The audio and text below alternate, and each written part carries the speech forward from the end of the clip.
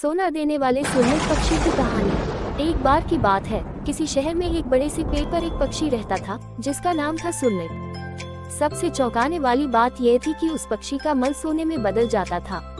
ये बात किसी को भी पता नहीं थी। एक बार उस पेड़ के नीचे से एक शिकारी गुजर रहा था। शिकारी उस पेड़ के नीचे आराम करने के लिए ठहरा।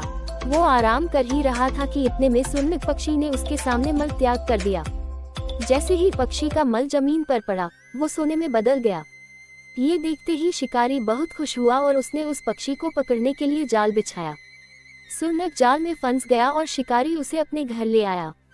पिंजरे में बंद सुरनक को देख शिकारी को चिंता सताने लगी कि अगर राजा को इस बारे में पता चला तो वो न सिर्फ सुरनक को दरबार में पेश करने को कहेंगे बल्कि मुझे भी सजा देंगे।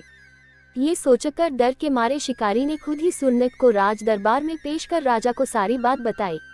राजा ने आदेश दिया कि सुरनक को सावधानी से रखा जाए और उसे अच्छे से खाना खिलाया जाए। ये सब सुनने के बाद मंत्री ने राजा को कहा, आप इस बेवकूफ शिकारी की बात पर भरोसा मत कीजिए। कभी ऐसा होता है क्या कि कोई पक्षी सोने का मल त्याग करे? इसलिए अच्छा होगा कि इसे आजाद करने का आदेश दें। मंत्री की बात सुनकर राजा ने पक्षी को आजाद करने का आदेश दिया। सुरनक उड़ते उड़ते राजा के दरवाजे पर सोने का मल त्याग करके गया। ये देखते ही राजा ने मंत्रियों को उसे पकड़ने का आदेश दिया, लेकिन तब तक वो पक्षी उड़ चुका था। उड़ते उड़ते सुरनक कह गया, मैं बेवकूफ था जो शिकारी के सामने मल त्याग किया। शिकारी बेवकूफ था जो मुझे राजा के पास ले गया। राजा बेवकूफ था जो मंत्री की बात में आ गया।